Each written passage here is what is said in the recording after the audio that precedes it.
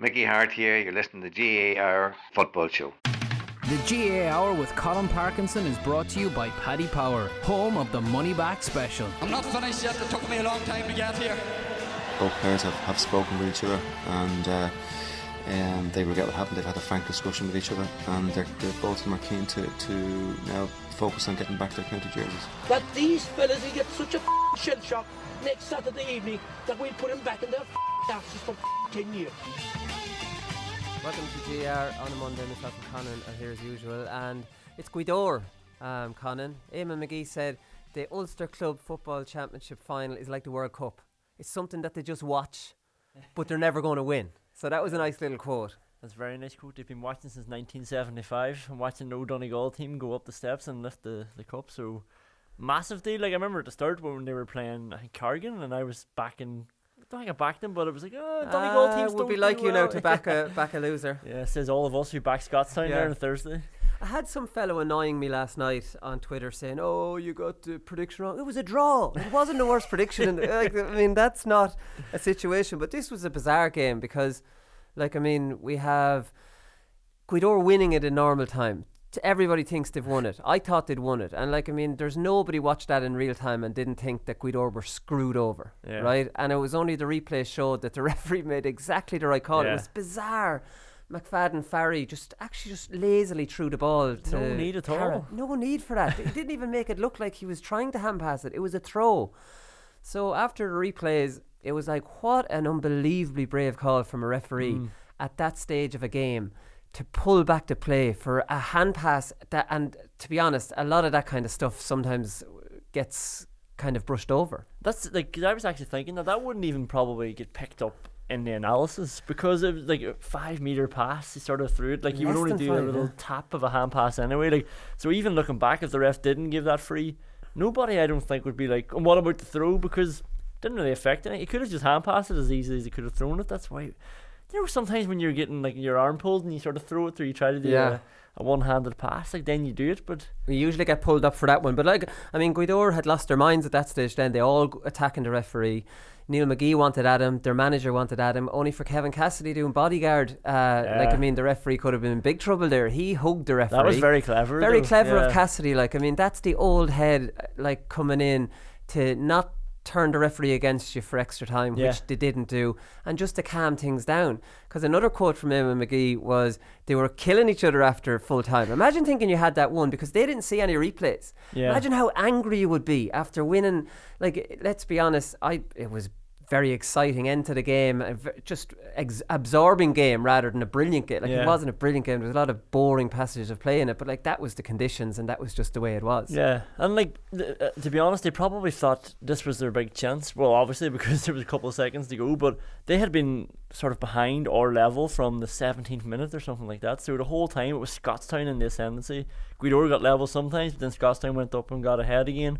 With 4 minutes to go, Scottstown were ahead by 2 points. So Gweedore probably felt like that was their chance just to go and snatch it, when they were sort of trailing the whole game, and then just for that to happen. I thought it was great game management from Cassidy, because referees don't often need an excuse to go against the team. Now, in fairness, I think Noel Mooney from Cavan had a good game overall, but I don't know if he would have turned, but it's very easy if you don't like somebody, you don't like a team, they're on your back, just to go against them. See, did he have a great game though? He got a lot of things right, but the Kevin Hughes thing, Kieran Hughes thing was incredible bad decision. That is a second yellow as a red. Yeah. Got that wrong. And I was told there was another Scottstown player, their centre back, got a second yellow in extra time too, and he didn't get the line. Now, but Kieran Hughes one I specifically remember. Kieran Hughes knew he was in trouble, just kept the head down, couldn't believe it. Eamon McGee then gets sent off on a second yellow at the end. So the only explanation is the referee did not remember booking Kieran Hughes, which in fairness, it was in nearly the first or second minute when he got the first yellow. It's the first. And to be honest, it was a very soft first yellow. You think so? McFadden Farry grabbed onto his arm and threw himself to the ground. That was the greatest. That was a setup of the highest order. Now, look, that's gamesmanship, and that's probably, you'll say, part of the game. But at the same time, that wasn't I've said this 100 times. You can't actually ever tackle up high near the ball anymore, because lads are taking that as a WWE style clothesline, and you're definitely getting a yellow. You absolutely can't put your hand over someone's shoulder. Yeah, that's completely gone now because they're just accentuating it. And I don't know, is it the start of a little bit of kind of diving coming into the game? I don't know, but players should probably know themselves they can't put their hand in there anymore. Yeah, in real time I'm watching that going, oh Jesus, like, because it looks like he has completely caught him round the neck. Did you see McFadden Farry actually grab his arm and use it as a sling hook to make it even look more right. He grabbed Hughes's arm. Like, I mean, this was incredible stuff, and McFadden Farry's well into that those dark arts. Yeah. You're looking out for that sort of stuff, Willie. I'm not. Yeah, no, but in fairness, I know, look, do you know what? Tomás Corrigan was on the podcast and he summed it up well. He said that these kind of games, they're very hard to watch. The first half was very hard to watch, but it was sheeting in rain. Now, I pulled Joe Brawley up on Twitter last night. He was saying it was a superb game. It wasn't a superb game. It's the type of game that Joe made a career out of crying about on the Sunday game. Like, it was exactly like that. Sideways passing, backwards, outside a shield. And in fairness, both teams are better than that, but with the conditions, like, you're in trouble bringing it into contact, so they avoided it at all costs. But it wasn't great to watch. Second half then, the rain stopped and a real bit of kind of spark came into it then, didn't it? And it just kind of livened up and the crowd were able to get into it. But, like, I mean, it wasn't exactly an unbelievable game. But that's it. So what Tomás Corrigan was saying, all these games are like that. But because of those kind of tactics, it gets close near the end and suddenly then it's a contest. So naturally you're going to enjoy the last 10, 15 minutes, because who doesn't enjoy a close game? Yeah. Do you know what I mean? Just a natural competitive streak in anyone. Even if it's bad. Like, yeah, and then extra time, there's drama. Extra time equals drama, and then it's easy after game. What a classic. It was absolutely not a classic, but it was it was enjoyable enough to watch without being in any way good quality wise. You're hitting the nail on the head. Like, that is the best thing about the Ulster Inter-County Championship. Like, I'll be the first to tell you that some of the games aren't that good, but you know it's going to be in the balance in the last 5-10 minutes, so it's like, oh, here we go, like, you know, it's all going to kick off now, and you will sit through some shit just to watch it. Now, I think in this game there was a lot of turnovers, a lot of good tackling. The defence was good. Like, I know there's packed defences sometimes, and as you said, going back and forward, but some great turnovers. And it's sort of, at some stages now, it wasn't like a hurling game, but the way the ball got turned over and the players were cheering every turnover and every tackle, it sort of reminded you a bit of that. Yeah. Only a lot slower. The pitch was terrible. Like, I mean, Scottstown will feel very aggrieved because the ball was kicked over to their centre half back. His name is Morgan. And it hit the wet patch. That was awful. Like, I mean, that was at a crucial stage of the game. He could have scored there. And I was just wondering, the top of both Ds were a disaster, and maybe I was thinking that's where juvenile under-12 pitches might be set up, is it? And that's the goal mouth of the juvenile pitches. You know the way juvenile, it's under-14 is the big pitch, but under-12 is the juvenile pitch. I wonder, what other excuses for the top of the D to be in an awful state? And then random squares. Yeah, just planted in there. Yeah, so it's a weird venue. If the pitch is that poor, surely there's a better. What's wrong with Clones? Yeah. Like, that random square. Well, Clones, sorry, is Scottstown. That would be home ground for them. But that square completely screwed him over as well, because if that had been a puddle, he would have known it was landing in the puddle. Yeah. But the square sort of gave it a little skid away from him. Like, I don't know. There was really bad patches on in a bit from the D as well, around the 20. Is this just where people stand there and kicking the ball? I don't know. You know, it's unusual for a county ground now to have that at the top of the D. That was goal mouth mess around the middle, around the top of the D, which didn't make an awful lot of sense. Something that really annoyed me watching Scottstown, and this is like, I don't know, like, say Darren Hughes, who was excellent. Like, I mean, some of his turnovers were brilliant, and the strength of him at this time of the year. How many times did you see Darren Hughes kind of get the ball on the burst and they're kind of on the break? So Hughes is eating up the ground up the middle of the field, and he's gone, and he's brilliant kind of pace into the attack. And then there's someone on up ahead of him and he passes it to them. They loop back in around him then and give Gweedore loads of time to get back, and then suddenly you're at this stalemate. It's like, I was Darren Hughes, I'd be like, what did I just break my balls sprinting down the field for you to come back around me and slow it up? Like, when you've got a break on like that, the ball has to go dead. Yeah. It has to go dead, or else, because you have semi one-on-ones kind of down there when you're on that kind of a break into space, and he passes it ahead, and the fella who gets it has to make something happen there, because how often do you get a chance where you've kind of got them running back to goals, or with their, you know, I just don't get it. So many times Darren Hughes just was let down by the fella that he passed it to. Do you remember stuff like that? Oh yeah, and like the idea that he would give you that ball just to come back behind him, like he can do that. He can turn around and go back. He might as well just tapped it on his toe and allowed Gweedore go back and just start from there, and he would have saved his energy. That wasn't the reason he gave the ball away, like, you know. Like that happened loads of times, and there was like, I think you were saying it earlier, don't want to take your point away, but there was a big space then, even when Gweedore got men back, there was space between the 45 and the full forward line. I was just watching it back there, and the ball could have been kicked in, like, even though there were so many bodies back, there was a big sort of area in behind it wasn't being looked after. That was the difference between Scottstown and Gweedore. Gweedore always had that threat of Cassidy and used him a lot, and especially in the extra time. Eamonn McGee really cranked it up towards the second half, and especially in extra time he was looking for him all the time, because like, I mean, you want to be stupid. Cassidy was on form, he was a ball of energy, he was making things happen. Get it into him. Scottstown didn't even have a full-time sweeper in front of him. He was marking a wing back. Get the bloody thing in. And it was Eamonn McGee obviously would be intelligent enough to, every time he got it, you know, he was giving it into him. But like, I just couldn't understand Scottstown on the other end. Now Shane Carey was very good before he got sent off, and he was rightly sent off. Conor McCarthy was hiding the whole game. Now that kind of conditions is not his style, but still he's an inter-county player. You have to be doing more in a tight game like that. Jesus. But they put McFadden Farry on Kieran Hughes. Now I could not comprehend. I'm like, right, so this lad's sticky. He's sticking to Hughes. He's into a lot of play acting with Hughes. He's trying to get in his face. I'd be like, get in on that edge of that square, Kieran. He's half the size of you, and let's take advantage of this fella in the air. That's good management. It's like, right, well, that wasn't part of our initial plan. Now, it could have been, because they would have known McFadden Farry might have been tailor-made for him.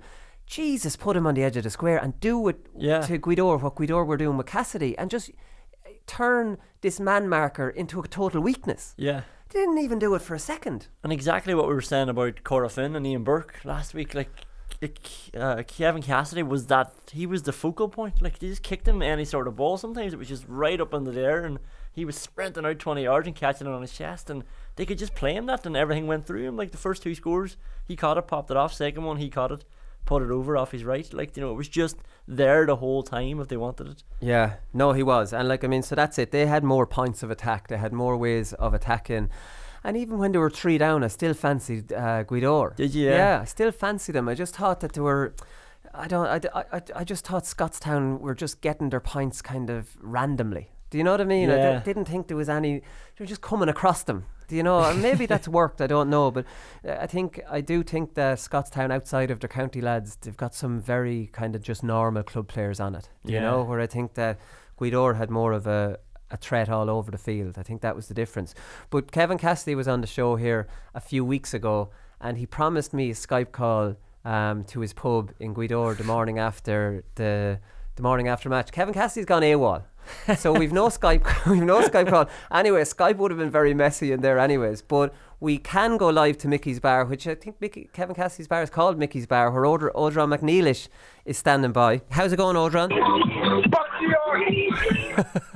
Hello. Well, what's the story? Can you hear me? Not too bad, Willie. Hey, not too bad. How's the celebrations? It's quieter there than I'd imagined. Yeah, it's very quiet. Hey, there's no celebrations going here now at all.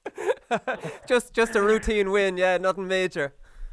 Yeah. No, it's madness. Hey, it's like a jungle. We're down Mickey's here, Cassidy's pub, and it's absolutely hopping. Hey, but it's great crack, man. Hey.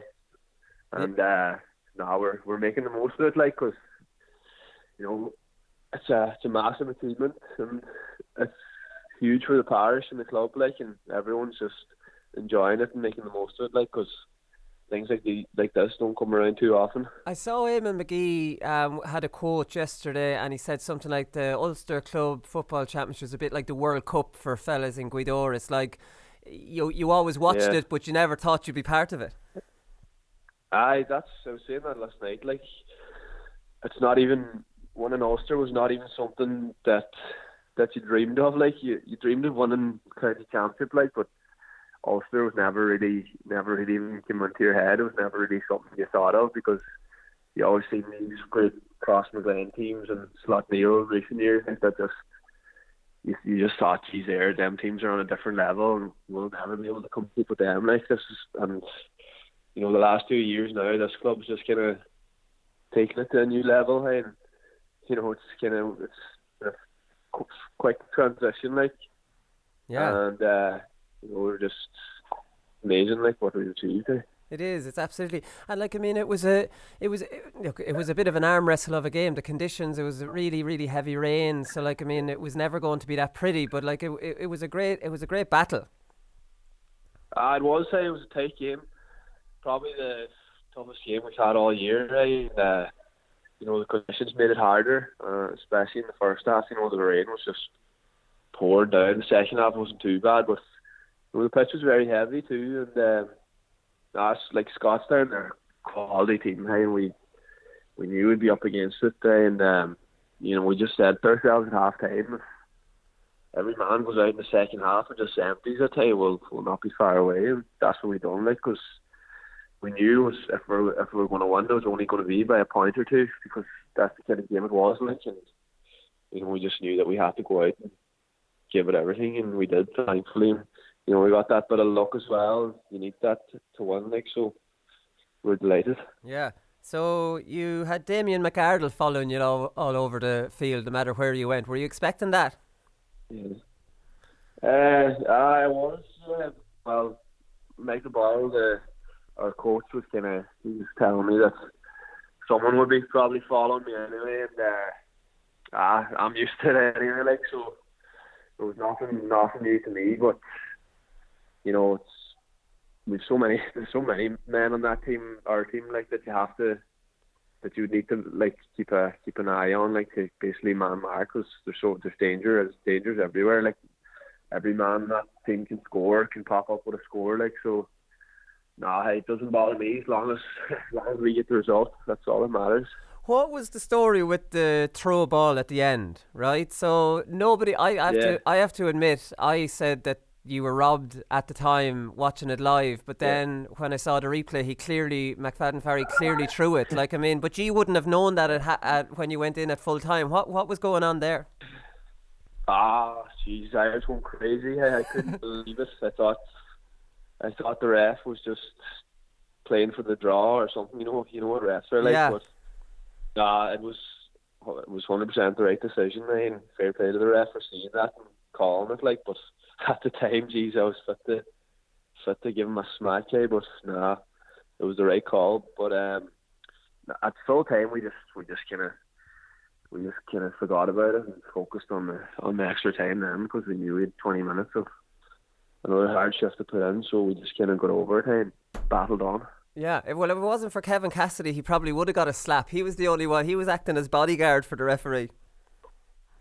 Was he? Yeah, he was. I didn't see that now. Wouldn't be like Cass to be giving the referee a bodyguard. Bodyguard's the referee. Yeah, I think he's getting older and wiser. Yeah, he's getting older and wiser. Maybe that's just the wise head, because I think Neil McGee came down. Exactly. He was going to kill the ref. Like, I mean, because I wouldn't have blamed you, because like I was reading Eamonn McGee was saying there was a lot of effing, each other out of it in the dressing room, and I can imagine like how you didn't lose your heads by thinking that the Ulster final has been robbed off you.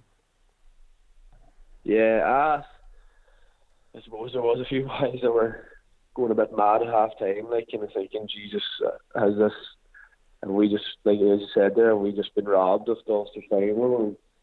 But we had another 20 minutes to go, and we knew the game wasn't over. We had another chance to give another crack, but the ref made the right call. And we obviously didn't know that at the time. A lot of us thought, Jesus, the refs made a balls of this, like, but we obviously made the right call, so there's none you can do after that. Like, once the ref makes a decision, that's it. And you just have to get on with it, really, like. Yeah, because, like, I mean, the referee, he, like, if you were to look at it, that call went against you. Like, I mean, I don't know if you realised during the match that Kieran Hughes got a second yellow and he didn't get sent off. He continued playing on. And were you aware of that? Was that an extra time? No, it's not. Once it goes into extra time, it's not a clean slate. No, it's actually not. He made a mistake there. Is it not? No. A red card. A red card, you can come back with 15 instead of 14, but a second yellow will still continue on. Like, he should have gone. So you would have had loads of complaints had you not won it. Jeez, yeah. No, we thought we thought once it was in a test time, the yellow cards were all swiped, because I think did Eamon McGee not get a second yellow? No. Yeah, but he got the line. Eamon McGee? Eamon McGee got sent off. Yeah, in the last minute. Did he? No way! I didn't know that. He was. Yeah, he was. But this is not out. This is not really out of character. That's news to me. Hey. Really? Didn't realise he was sent off at all. Yeah, but sure, look, the game was it was all over the place at that stage. Like, I mean, you were defending, begging, frees and all sorts. Like, I mean, there was only 3 points scored in the whole of the extra time. Yeah, it was hectic. And once you see Beggins up there pulling strings, you know you're up against it. Hey, and he, you know, as I said there earlier, we just got that bit of luck when he dropped that free sharp, because he's just stroking them over all day and stroking them over for fun all year. It was just unfortunate for him, like, that he dropped that last one short, but it was obviously great for us. But I actually didn't realise he get sent off at all. Hey? Yeah, no, he did. You had the right man on the line for that last begging free, anyways. Number 22. I can't think of his Big Peter McGee. Big Peter McGee was the right man to pluck that up from under the crossbar. Yeah, no better, man. Hey. So, what's the plan for the week now? We'll have a few beers today, possibly tomorrow as well. Possibly Wednesday too. We'll see what Thursday brings, but we're going to enjoy it, hey, because it's absolutely huge, like, for the club and the parish. You know, we've won county championships before, but we've never even come close to one in Ulster or been even near an Ulster final. So I think we deserve to just enjoy ourselves there for a few days, and then obviously we have Carfin in February, so we're going to have to get back training in a few weeks and get ready for that, because we have a lot of work to do. Hey, and get into, you know, it's good. I think it's good now that we have a good few weeks now to maybe try and get into a bit of better shape, and you have a lot of time to work on stuff and all. So it's good. Yeah, why do you think the Donegal record in Ulster has been so bad? You're only the second team to win it, and as St Joseph's in 1975 won it. That was an amalgamation of Bundoran and Ballyshannon, which doesn't even exist anymore. So, like, I mean, why is that? Like, I mean, Donegal have always been strong inter-county team. Yeah, I don't know. It's hard to put the finger on it. Like, and we've always had strong club teams too. You know, you have the likes of Kildare there last year, Glenswilly a couple of years ago, Glanties, you know, the quality teams, like, but I just don't know why they've never pushed on, won in Ulster. You know, you had St Eunan's there 10 years ago, they won 3 or 4 in a row county championships, but they never won in Ulster, like, so it's hard to put the finger on it, really. Hey, it's a bit of a mystery, but I don't know, like, we obviously have a very, very good team there now at the minute, and we have a good management team behind us, and you know, they've kind of set us up very well. I don't know, was it maybe down to that kind of side of it, where teams weren't set up well, they weren't really determined to maybe win Ulster, you know, that maybe they were happy enough just winning the county championship, like, so I don't know really, hey, but you know, after the county championship, it's something that we really, really wanted to win. You know, we had a great chance to win it, and we really gave it everything, like, and we did win it. So I don't know. Now I think it maybe after now, it might be the start of more Donegal teams winning it now in the future, hopefully. Yeah, no, exactly. Before you go, tell me about this Japanese centre forward, Nisho Obwale, that you have. Yeah, we need to. Hey, he's a star. He's a great weight player, isn't he? He's a good little player, all right. Yeah, he is. He's class. But Nisha, there was an article going about him there during the week. He lived in Japan, he lived in Australia, and you know, I knew him from a very young age. From when he first came to Ireland, he used to be, my dad and his dad would be very good mates, and Nisha used to be down at, to be knocking about my house there when he was a young fella. But little did I know that I'd be winning an Ulster championship now with him a couple of years later. So it's great for him, great for his family and everyone. So we're just so everyone's delighted. Yeah. So how many years did he spend in Japan? Was it longer or no? I don't think it was too long, to be honest. Now I think maybe, I'm not sure, maybe 6 or 7 years, and then they moved to Australia then for a few years. His dad got a job or something in Australia, so they moved there for a while. Right. And then they came back to Ireland. So they've been here in Ireland now for maybe 10 years or so. So been here a long time. All right. Okay. So come here. Who else have you got there for me? I'll try and get down to captain. Hold on, let me listen.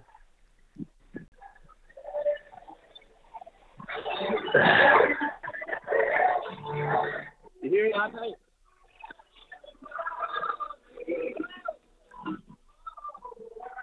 Beautiful Sunday. Hey, this is Niall Friel here.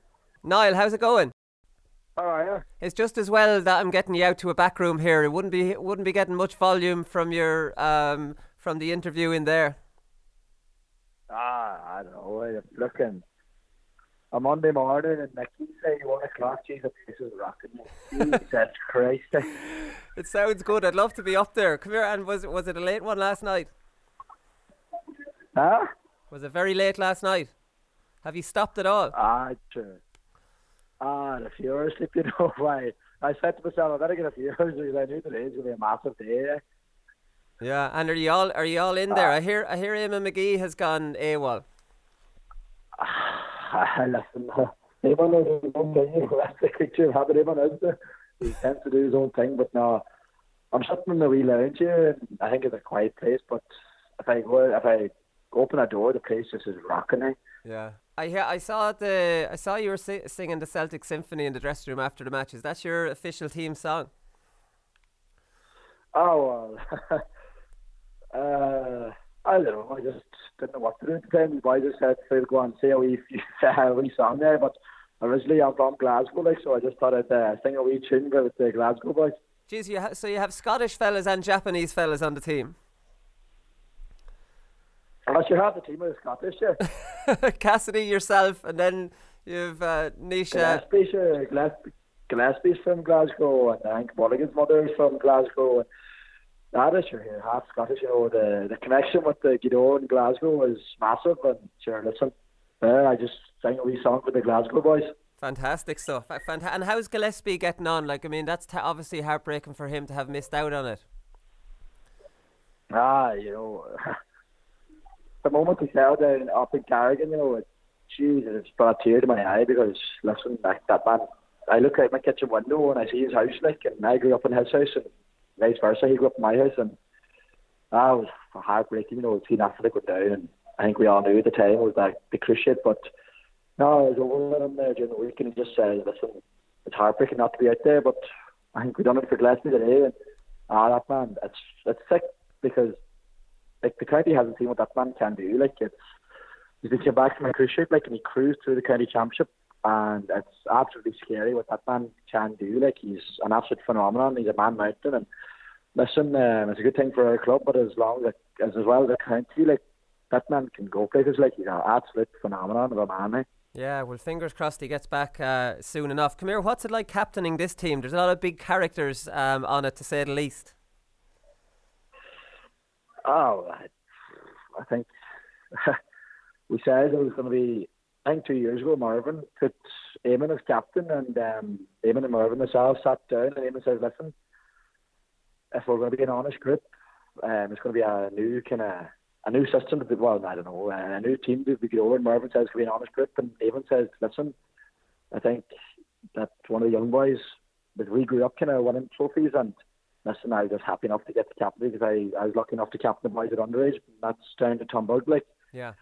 Tom Gillespie hasn't probably got the credit that he deserves because without Tom, it wouldn't be possible. And I was lucky enough to be captain underage with Tom, and then just the way it worked out, I was captain, and it's just my name beside the captaincy. And yeah, it was a massive moment for myself. It's not what I'm thinking about, but in a few years' time, I'd say I'll look back and I'll enjoy it. Yeah, it was fantastic. So, like, I mean, as captain, you're in the dressing room at full time, and everyone's losing their minds because you think you're after being robbed after the hand pass that ended up being a throw to Carroll, who scored a point. Like, I mean, how are you trying to calm things down at that stage? I and myself included, I was kicking bottles and I was flipping just. It was ridiculous because Carol kicked the. Well, I thought it was the one, and I was way kind of half celebrating, and the emotions were high, and we're going to have time, and the boys are doing their own thing. But I don't know how to explain it. Like, boys are kicking walls and just punching. And we just thought that we could have won the game, but no, I think the management team let the players do their own thing for 5 minutes, and then they come in and they kind of sell things. And no, I don't think I was any captaincy there because I was up to high door myself. But no, the management team came in and listened. We had another 10 minutes or 20 minutes to go, and it's there for the taking. And thankfully, we got the win, mate. Yeah, exactly, because like, I mean, it would have been fair enough if you had lost your minds. I suppose then Shane Carey getting the line probably helped you out. You know, the one-man advantage was a big deal at that stage. I remember James went down and I went up to him and I was like, what's wrong with you? Get up to a flick with you, like, nothing wrong with you. But I looked down and I think the poor man was concussed at the time, mate. Yeah. And I looked up and there was blood pouring out of his nose, and I was like, gee, this man's in a bad way. Like, and I seen the second kind of go, I was slapped in the face, like, and I seen a clip, and it was a bad one, like, he got a bad dude, but at the time I was like, get up to a flick with you, nothing wrong with you, but I think he is concussed, but that's the way James Boyle is, you know. Yeah, so he got he got a good left, and then he got followed up. It was a combination. It was a wild left and then a little sneaky right on the other side. So like, I mean, it was a good slap. Come here, did you watch the video of it, or what's the story? Will you watch that today now as a grouper? He just kind of went, we haven't said, listen, we're just we're at Mickey's, like, there's no time to be watching that crack. We're just enjoying the things, like, and no, I just remember James went down and they get up to, like, Gary went off, and then James come on for him, and I was like, come on to flip, like, I thought he was going to play acting, like, but no, the boy said he's going to went off and slap, and I feel a bit bad because I went up to him and I was like, get up, there's nothing wrong with you, like, but he looked up to me, like, and I seen his eyes were in every direction, and he didn't know where he was, but no, just the character James is. He went up and he half-passed it over the bar, and thankfully, yeah, James, that's the character he is. He just gets up and gets on with it, and I'm just happy he passed that one over the bar, and then Shane Ferry kicked the winner, so geez, we're just delighted. Yeah, and backs to the wall then. Began had that long range 45, and that was caught on the line, and it was pretty much that was all she wrote then. I think Peter caught it, like, and it's probably mentioned the bench as well, because Peter and Shane Ferry, James Boyle, James Carroll, them lads came in, and I don't know, probably a few more men that I can't even think about at the moment, but them lads came in and there was never any doubt. Peter caught that ball and just swooshed her out, and thankfully that I don't know what to say, just as soon as we cut the ball, like, begging, you see sticks them, like, and everyone knows he's an all-star keeper, like, but I think just the luck was with us today, and thankfully that we have to cup in Mickey's now on a Monday. Yeah. Well, exactly. So come here, I won't keep you any longer. I'll let you back into the mayhem there, Niall. Thanks very much for taking the call. Not a bother, yeah. God, I'd love to be in Mickey's bar in Gweedore on a day like today. That's it. There's nothing better. It's always, everyone knows the Monday after the... Not everybody knows, Willie. We haven't all been there. But the Monday after the match, because like last night, obviously the Gweedore lads would have had to go back from Omagh back to Gweedore, which you say that is a nice spin on the bus. Yeah. It would have had a bit of crack on the bus. By the time they land back there, it's late. Everything's a big rush. Today you're in. You know, you're in early. The whole day is ahead of you. Do you know what I mean? And that's what they have to look forward to. It's sensational stuff. That's what it's all about, isn't it? Like, think about the people listening to this. Most people haven't won the championship, and they probably will never win a championship. We've never won even a soccer thing or anything that you could even do. Yeah, but you wouldn't be out on a Monday then, the day after celebrating. But is GAA the only sport that does this? Like, I mean, when you look at, like, for example, like the national rugby team, and I don't want to get a bit like Ewan McKenna or anything. Like, I mean, Ireland win the Six Nations, wins the Grand Slam, and everybody kind of watches it. Like, I'd watch it, I wouldn't even feel like going into town for a pint after it. I'd just be happy after winning it. But like, I'm not a rugby diehard. Never mind taking the next day off. Yeah. Like, is this just pure GAA that actually takes, like, Italian 90 obviously in the soccer we went a bit book mad, or maybe it's just a tradition in GAA that after a big match the next day is taken off work. Yeah, I suppose because everybody though, like, not to sound cheesy but I will, but everybody is involved in it, right? Like somebody who's coached one of those players under 12, somebody on the committee, they're all involved in that success, like, so I don't know, when it's a little club like that, then they can all feel part of it, so they should celebrate it. When it's Ireland rugby team, like me and you have done nothing towards it, so us being out at 11 o'clock in the morning on a Monday would be a bit weird, wouldn't it? I thought Kevin Cassidy, did you keep watching after the full-time whistle until the trophy celebration, and the camera went to Kevin Cassidy, and a lot of players were congratulating each other. But he went around to all the old stock from the club, and they were almost queuing up to hug him, and big, huge, hearty hugs. Now, I know most players get that, but there just seemed to be a little bit more in it. I don't know whether it was because everything that happened with Cassidy, missing out in the All-Ireland, like he's such a great character around the town, would be well known, and a bloody warrior for years. I think they kept a little bit more for Cassidy than the others. Am I reading too much into it? No, I got the same. Like, maybe because we know the story as well, but it did seem that way. And like, because now he's playing this massive role at full forward, and boys like that would have a lot more respect for him, wouldn't they? Like, they know, get the ball into Kevin Cassidy, for God's sake. Yeah, it did look that way. Did you see his reaction when Eamon McGee dropped the ball short? And he came running over to the other post and kicked it with his studs. Did he? No, I didn't see it. Jeez, he cares so much. Like, I think there were 2 down at that stage as well. So he was being very positive the whole game. Cassidy was encouraging him and celebrating points and everything. But McGee, what was McGee thinking there? Like, I was hoping to talk to McGee because it was a half point come shot. Do you think he was trying to? I thought he was just trying to put it over. Maybe, and with the conditions, because some of his players let him know about it, didn't they? There was a couple of them like this, and Cassidy just ran away and kicked the post. Oh, great stuff. Listen, we'll come back and we'll cover the rest of the talking points from the weekend.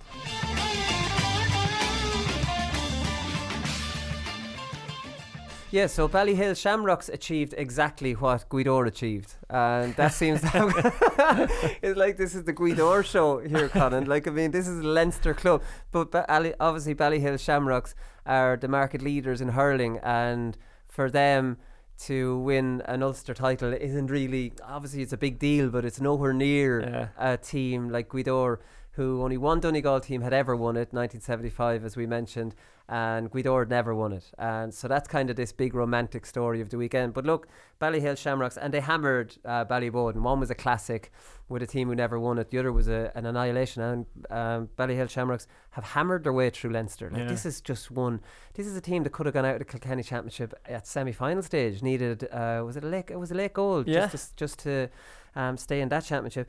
Nobody landed a glove on them then in Leinster. So like, this has been a routine Leinster win by Ballyhale Shamrocks, and this is nowhere near where they thought they were going to be at the start of this year. Yeah, I looked actually before the Kilkenny final, they were 20-1, they won the All-Ireland. Now they're favourites to win it, obviously, and that's just because they've powered through. They won by 16 points yesterday, but it is incredible. Like, they hadn't won since 2014, and they were sort of bringing through these young boys. Now that they have, they're just Ballyhale again, where they were nowhere near that for a couple of years, like, compared to their standards. And of course Shefflin, right? So now we're talking about Shefflin said after game, Kilkenny hurling had a bit of a wobble in the last couple of years, so the junior, intermediate and senior is a good bonus for the lads. So they've won all the Leinster competitions the clubs have.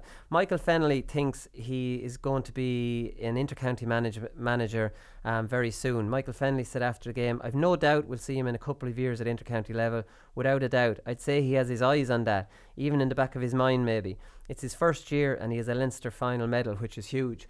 Like, I mean, that's it. You've Eddie Brennan with Laois. You have Henry Shefflin. It's just what county they go to. That's the thing. Like, I mean, but like, I suppose with Henry's reputation and now what he's done with club, like, I mean, any county probably he could walk into the traditional counties now. Would it not be earmarked for Kilkenny? You wouldn't want to see Henry Shefflin anywhere else, would you? It would be so weird, wouldn't it? It would be so weird to see him anywhere else. But sure, Cody's not going anywhere soon. What about like a Stephen Kenny job? You know, give him the under 20 job, and then he can come up the ranks. Yeah, but Eddie Brennan did that. Oh yeah, you know, that's not a pathway through. This Cody ain't going anywhere. So like, I mean, you know, it's hard to know. There was just a piece in the Examiner, I think it was Brendan O'Brien, who was talking about the simplicity of Ballyhale's game plan and how Henry Shefflin has just made them the best again by complete simple tactics, and reminded me a bit of Cody, like, where everything is just so straightforward and just win your own battles, and whatever they're doing off the pitch is working. And I think at this time of the year as well, like, I mean, during this, I was at the Greg Ballycallan Portlaoise match, and now that's an intermediate level. Hurling this time of the year is bloody hard. You don't need to be messing around with that ball. Like, do you know, like when we see it, just I was saying to Itzy coming out of the game on Saturday, I was saying, like, she would have watched some of the inter-county matches and she was like, Jesus, that was nothing like the matches I've seen. And I said, well, like, that's 3 levels down from that. But it just gives you an appreciation of the pure skill we see during the summer at inter-county level, because it's hard to get that ball up when you're under pressure. And the inter-county lads during the summer are just flicking it up and getting it into their hand. This time of the year with the pitches, very hard to get it up into your hand. No, none of these short balls. That's messing. Get it down. I think that traditional hurling is hurling for this time of the year. I strongly believe in even if your philosophy is more of a Davy Fitz style short game, or a John Kiley with Limerick, or Kinnerk, any coach in Limerick. During the winter, that's not really the way you want to be playing it. It's too messy for hurling. The ground is too messy. The short passing's too messy. Just get the ball down. Do you know what I mean? And it obviously works for Ballyhale. There was a stage there where Colin Basquel won the ball in the corner and he just flicked it up and took on, I think it was Joey Holden, just took it around him, put it over, and you're like, holy God, this boy should be playing for Dublin. He's got a huge part, you know, and I don't want to, this could drive the hurling people mad. When you see a footballer like Basquel just throw a sidestep and go past the lad like he's not even there. Yeah. Well, hurlers are not good. I don't think hurling defenders are good man markers. I think that they mark a lot of space, but I don't think they actually. You're not allowed to tackle the man. Yeah. So I don't think they're used to getting close and tackle. I think they stand off. So a sidestep just bamboozles them. I thought you were going to say that hurling is not hard. You can scoop it up and take on the man. I was like, whoa, this is a proper hurling man. But yeah, I was surprised at how he actually left holding on his arse. And against Kildare he did it like several times. And this is just a basic step off your left foot onto your right. It's not huge. So you can't tackle the man. So I obviously think the culture of hurling is not to be in that tight. To be give him enough space to maybe do that. Try and win the first ball, just or you're snookered. Yeah, maybe that's it. Henry Shefflin paid tribute to Robbie Lodge, who is their physio. So he kept Michael Fennelly fit all year. So like, I mean, he deserved. He mentioned TJ Reid as well, who's not as injury prone as Michael Fennelly. So like, I mean, he gave the shout out for that. I saw Diarmuid Ling tweeting during the match. He was on the commentary duty, and I thought I could see what he was doing. He was like, this is Ballyboden versus Ballyhale. So Ballyboden had under Bannister, they had selector, they had physio, they had a list of about 8 different people. Whereas Ballyhale had the old school manager, selectors, 2 selectors, and there was no more after that. Yeah. But I think Gizzy was trying to make the idea that this is the huge professional setup against the little country club. But like Ballyhale would have had exactly what Ballyboden had. Only Ballyboden obviously wanted to give them all that mention on the programme. So I wouldn't have. I could see what he was doing there, but I don't think there was much in it. I'm sure Ballyhale Shamrocks, the best hurling club in Ireland, are well looked after. You know, I'm sure they are. Yeah, no, exactly. So Greg Ballycallan beat Portlaoise 217 to 15 points. That was in Nolan Park on Saturday. There was no way it was an 8-point game. They got a 1-1 at in the last minute to really put a good bit in it. There was 3-4 in it. Portlaoise, there was 8 in it in the second half. Portlaoise got it back to 3, I think it was, but they couldn't get any closer. And then Greg Ballycallan pulled away at the end. But Eddie Brennan got a brilliant goal, and that was what was between the teams for the whole of the first half. But I thought it was very interesting.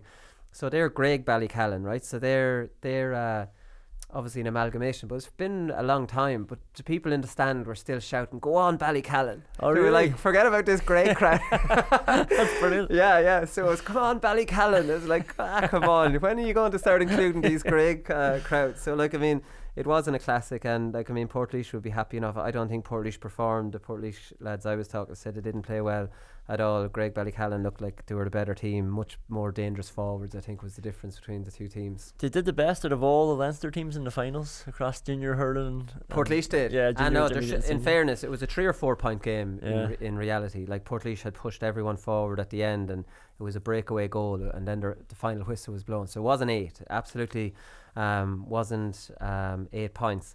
So that was it. That was the club action. I have here Eamonn Fitzmaurice versus Pat Spillane. So Fitzmaurice did a piece in the Examiner with Tony Lean. So Tony Lean usually gets those Kerry lads for the sit down, and he saying some interesting stuff. One thing I thought was interesting was, like, which I didn't agree with, was he was talking about Jim Gavin and how he said Eamonn Fitzmaurice used to sit down at the end of every year and maybe give a little bit of insight, because he knows himself he wouldn't be given any during the year, but at the end he might give a little bit. And he was like, Jim Gavin never does that. Not even the end of year does Jim Gavin never gives anything away. And he says we're constantly trying to catch Jim Gavin, so I stopped doing it as well. So he stopped giving end of year interviews or giving any insight. And I was just thinking, it just, like when Eamonn Fitzmaurice is doing that just because Jim Gavin's doing it, you know, I don't think that's the right way to do it. Jim Gavin is very, very unique in this. Dublin are not winning All-Irelands because Jim Gavin refuses to give anything away. Dublin will win them anyways. I hate that 2 + 2 = 4. That's not how it works at all. But Fitzmaurice, being the manager of the second, third with Mayo as well, actually just went, I did what Jim Gavin did. And I was like, I should just be your own person and be your own man and do your own thing. I wouldn't have agreed with the way he went with that. Yeah. Because if every manager, like Jim McGuinness, you won't get a more insightful manager than him. He always gave open interviews. They didn't do him any harm. Yeah, that's it. And we can all see the way the team plays anyway then. Like, you can't hide what you're doing on a Sunday. And if what you were doing, what Jim Gavin was doing, like, we don't know what Jim Gavin's doing, so you can't do what Jim Gavin's doing. Like, you don't know exactly what he's doing behind the scenes. But yeah, I think you're right. Be your own man, basically. Like, you know. Yeah, I wouldn't go copying. There's too much of a culture of copying what the winning team does in GAA anyways, and that's it. And that, like, a lot of people are talking about the club game this, the club game that, you know, with these new rules. And I'm like, the club game will mirror the intercounty game. They're all going to copy it. So, like, I mean, we need to fix the intercounty game and then the rest will follow suit. You don't see any club teams doing something that they haven't already seen. The managers are of a lower level. They're getting inspired by the higher level managers, and that's just the reality. So there's no idea that the club game is going to go in one direction, intercounty in another. Yeah. That's just not how it works. But he also, Fitzmaurice, fairly put the boot into Pat Spillane. So he's talking about punditry in general and how it's very weak. TV punditry now, thankfully, so I was glad enough to is that excluding us? I don't know, but anyways. So he says, look, when you have 8 All-Ireland medals, you can pretty much say what you want. Pat had plenty to say about players he won All-Irelands with when they were managing Kerry, so I wasn't foolish enough to think he was going to spare me. What amuses me, though, is the way he'll send the odd text message either preceding or following a lambasting. He reminds me a bit of Donald Trump. He has a huge ego. He understands how the media works, and he's good for a soundbite to keep himself relevant. But personally speaking, I wouldn't have him within a million miles of a Kerry team. Now, this is in the context of this is Pat Spillane wants to get involved with Kerry teams, so he fairly pulls the boot. Like, I mean, there's a like, what do you say about that Spillane? If he goes below the belt, like, I mean, fair enough, but I think the ego thing is absolutely right. He absolutely does have an ego. I don't like the text message thing. That's the Joe Brolly tactic. Is that when he slags somebody and then texts them? Before or after? Before or after he does it with Fitzmaurice, he sends him a text message. Sorry about what you're about to say. I find that a little bit two-faced, like, you know. But then again, it's a bit weird. You give your opinion, and then you go to Croke Park press box, and you might meet someone you've said something about. It's a very weird thing. Yeah, I mean, it's funny. I think it's individually, because this is Pat Spillane. Like, I'm thinking about Kevin McStacey, who could be a good coach but also be a pundit, you know. And it seems a bit different because he was a lot more analytical in his punditry, and as a coach I presume that he's probably a bit more detailed than Pat Spillane might be. But with Pat Spillane, it's just very wishy-washy, right? He just has a dig at somebody, and then I don't know what sort of coach he would be like, but you know, just if you compare the two different people, it seems like one person could do it and Pat Spillane couldn't. Yeah, well, I don't think Pat Spillane would be great. If Pat Spillane was a good coach, he would have done more at 70 years. Well, what age would Pat Spillane be? 60? Be 60? Anyways, the boat has sailed for Pat Spillane, basically. But that's it. So Fitzmaurice wasn't taking that lying down. Maurice Deegan was interviewed. I think it was Martin Brettany had this. I'll have to wash my mouth out now after admitting I read one of his pieces. Give him a text before you say that. So Maurice Deegan was talking about 2 referees. And this is a thing that gets peddled out every now and then, and it works in the international rules. And I don't think there's any need for it. If you have your linesmen and umpires doing their fecking jobs, there is no need for 2 referees. End of story. It's messy. It's just a mess. And Maurice Deegan actually points this out in this piece. He said, I'm not speaking for other referees, but I certainly see no need for 2. I know what it's like to work with another referee in international rules and enjoyed it, but our own game is different. The fear would be you might have two different interpretations of something like the tackle. It's very straightforward in international rules, but less so in Gaelic football. So you would have confusion and indeed anger if players felt that the rule on something like tackling was being interpreted differently in opposite halves of the field. Absolutely true. And then there's a question of whether it would apply to the club game too, and where would the referees come from. That's a supply issue, and that's a fair issue as well. But absolutely, you know, coming in to play any game, the manager will give you the lowdown, this referee. What's he finicky about? What does he not like? So you have two of these feckers on the same pitch. It's a mess. It's a mess. You've got two eyes on the goals, looking at everybody with their backs turned to them, two umpires. You have a linesman checking everything from either side of the pitch, and they're running up and down the pitch with the play. You have a referee running up and down the pitch with the play. If you're telling me that's not enough to officiate a match, that you didn't need a second referee, I'm not on this second referee thing at all. I think it's a silly idea. Yeah, I agree. Like, and the umpires at county level are, they're referees, they're club referees, like, you know, the umpires. They're not though. They're not. That they should be. They're not though. No, they're the referees' buddies. At county level, yes. It's generally, as far as I know, it's generally club referees that the ref knows. So again, I'm thinking about the Derry example, but Barry Cassidy, his umpires would all be referees. Yeah, but I think that was a proposed motion in one of the congresses. So it's not actually official? No. You're like, the referee's father-in-law can be one. Do you know that kind of, that's the way it is. Well, in that case, I want two referees and I don't want the umpires to do anything. I just think you at inter-county level, you have umpires who are ex-referees and you don't need any of this messing.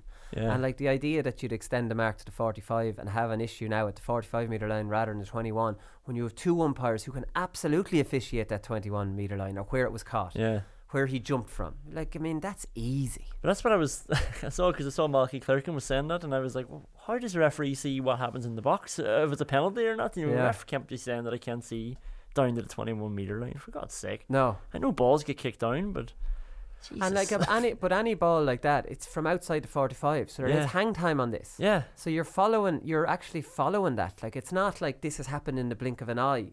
This has travelled. And there's a line across the pitch as well. And there's two lines. But now, like, to complain again, now, and Maurice Deegan was saying this in this piece, now this mark only has to travel 20 metres.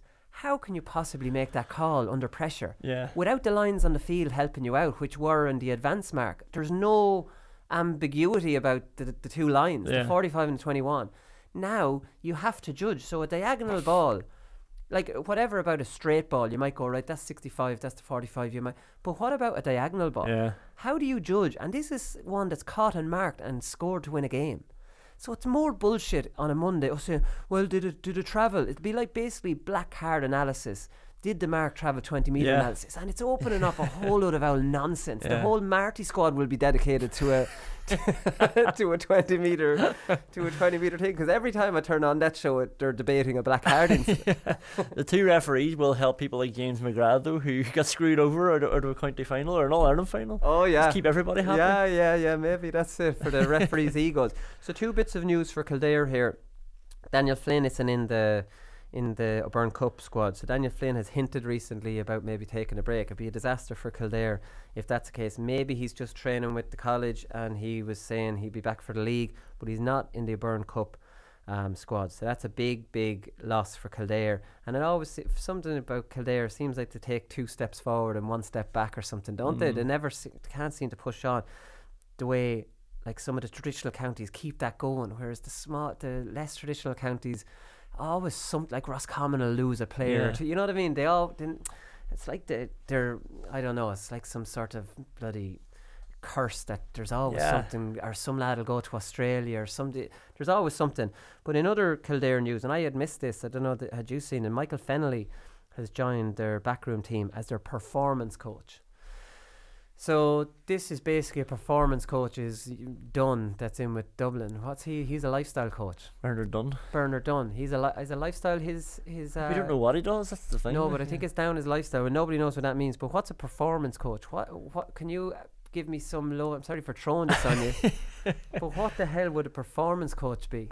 Well, I see that he is he studying nutrition or something like that. As it's just basically someone who's going to maximise their performance. So he'll help them be ready physically and mentally on the Sunday at 3:30 or whenever it is.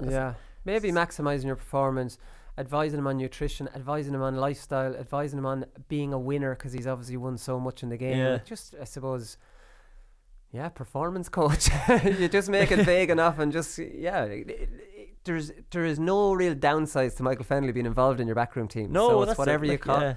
Whatever you call him, I suppose. And obviously he's coming from a hurling background, but so I assume it's going to be more physical and mental stuff that he can help. Maybe he's just going to be in charge of everybody just underneath him then. Like, I'm just guessing. I think mental stuff, and I think coming off the field, having not, like, he could maybe comment on, like, you seem a bit off tonight. You know what I mean? It's little things like that. And then have a word with a manager. And you all right, and being that kind of conduit between the manager and the players. Listen, just get him in. He's all right. We have him in. I think Oisin McConville was in doing something with the Laois hurlers. So, like, I mean, it's not without precedent that someone from a different code will come in as some part. Did you see this thing this is one for the hurling snobs. This hurling has been it's been recognised as a protected cultural activity by UNESCO. Something to do with the United Nations. The United Nations have recognised hurling, and so United Nations, UNESCO, defines intangible cultural heritage as the practices, representations, expressions, knowledge, skills that communities, group and individuals recognise as part of their cultural heritage. So a delegation from the GAA travelled out to Paris in October to lobby for hurling and camogi's inclusion on the list. UNESCO described hurling as a field game played by two teams which dates back 2,000 years and features strongly in Irish mythology, most notably in the epic saga of Cuchulainn, where Cuchulainn would puck the ball, run after it, and he'd catch it before. Isn't that the one? Cuchulainn, Jesus. What a player he would be. That's a bit like Joe Canning, where Galway, before they got Lewis, he needed to be at midfield, he needed to puck the ball down and be at full forward. Michael Murphy, Donegal's Cuchulainn. But anyway, who gives a shit about this? Why is the GAA travelling to Paris to lobby about this? What difference does this make to anyone? To get some funding off the back of it. Oh, now you might be onto something. You know, if it's listed as something there that we have to protect, or, like, you know, it helps the culture of Europe or Ireland especially, that you have this game in it. I don't know. I mean, it's great that Cuchulainn has finally come good for us. Like. Justice for Cuchulainn. We'll say we'll leave that with that. Finally, Conan, Masters football. So the GAA's management committee has cleared the way for all club and county grounds to facilitate the playing of Masters football. Brilliant. The over 40s grade of the game, previously unsanctioned to use such grounds. Right. So reading this in the Irish Times, and it represents a significant progress for the Gaelic Masters Association, who remain an autonomous body, but represents one of the fastest growing sectors of the GAA. The 2018 competition, which involves 16 counties, culminated in September, where Dublin beat Tyrone in the final, a game which involves several former senior inter-county players. So I was talking about this last year. Alright, so for 20 years the GAA officially sanctioned and ran the Masters competition, so they did sanction and run them before disbanding it in 2009, citing rising insurance costs and cases of indiscipline. Don't like that indiscipline kind of thing with my mouth. But we're joining this. So we have a Facebook group going on at the moment now. So we've a panel put together, a Laois panel, and we're joining this Masters football. So can't absolutely wait. I'm spring chicken. I'm a young fella. I'm just on 40. So, like, you don't get any younger than me. It's a great place to be. You're the hot shot now. I'm the youngest on the team. I'll be the fastest. I'll be the fittest.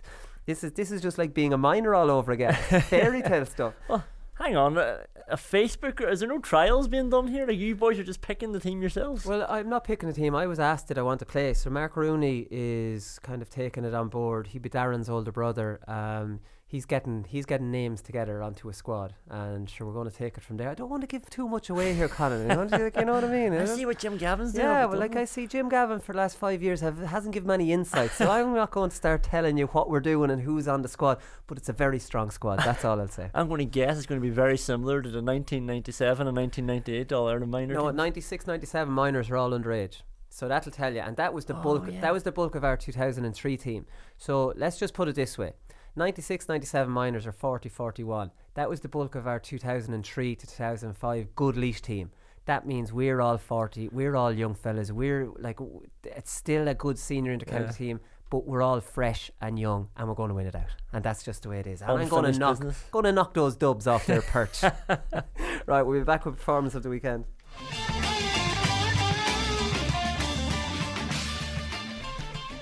Paddy Power performance the weekend. We're not going to stay too long on this, Conan, because we've gone way over time, I'd imagine. Odhran McNeilage got man of the match on TG Cahir, and I wouldn't have agreed with that. I thought Damien McArdle did a good job on him, and he finished the game well, got the 2 points, the one from a free and a nice one from play. Wasn't as influential now as we've seen him at all. Like, I know the county final is a very high bar that he set, but like, I mean, you see him involved in the general play an awful lot more, kind of making things happen. Whereas he seemed to be just tipping along.